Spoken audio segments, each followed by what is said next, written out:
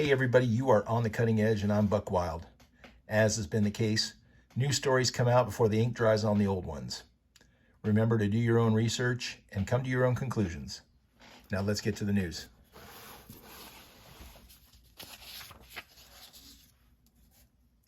From Breitbart, a State Department official tweeted his support for high gas prices, but appeared to have deleted his account after receiving blowback online. He tweeted, "I prefer high gas prices equals less driving," the official tweeted on Friday. Just another indication of how out of touch the Dems are with everyday Americans. Folks, they don't care about you. They don't care about how gas prices or inflation affects you because you know what? It doesn't affect them.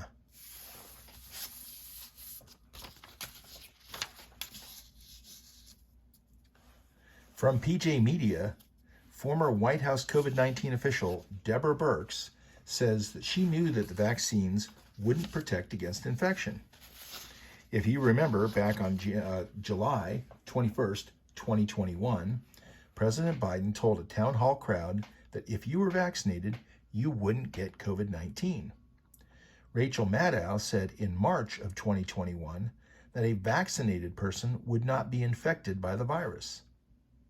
If anyone had said back then that this was a lie, they would have been banned on social media for disinformation.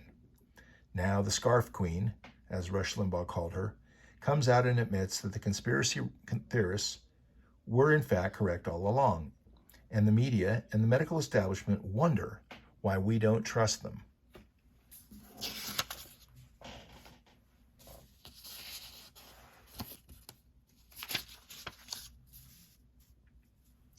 Now this one's a little old, so I've got to update it. From Breitbart, talking about Joe Biden, he is suffering body aches, cough, sore throat. Sounds like COVID-19, all right, if you've had it. So apparently, being double jabbed and double boosted does not keep you from getting reinfected. If you recall from last week, we discussed a study in Qatar which said that people who were previously infected but not vaccinated had higher rates of immunity. Now, to update this, of course, you know that he apparently recovered from COVID and had been taking Paxlovid and then got rebound symptoms and is now tested positive again and has to start his whole isolation protocol over again. Tell me again why we're supposed to believe these people and take these medications.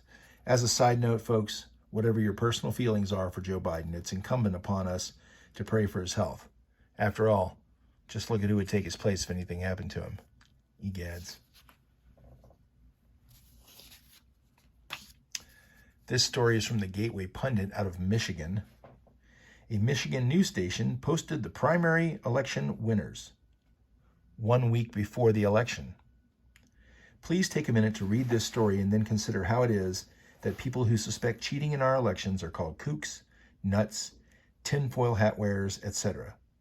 That being said, don't let this dissuade you from getting out to the polls and voting, because folks, they want you to stay home.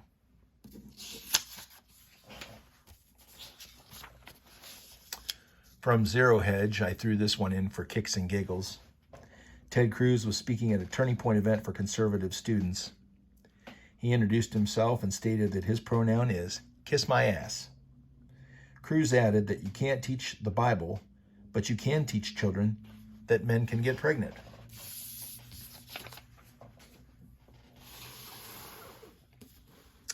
One of the things that I like to do, folks, is pull up a few passages of scripture for a little bit of encouragement. If not for you, then at least for me. I have a few of the Psalms this evening. Psalm 34 verse 7 says, "The angel of the Lord encamps around those who fear him, and he delivers them." Psalm 91 verses 10 to 11, "There shall no evil befall thee, neither shall any plague come near your dwelling. For he shall give his angels charge over thee, and keep you in all your ways." Lastly, Psalm 16 verse 8, "I have set the Lord always before me. Because he is at my right hand, I shall not be moved."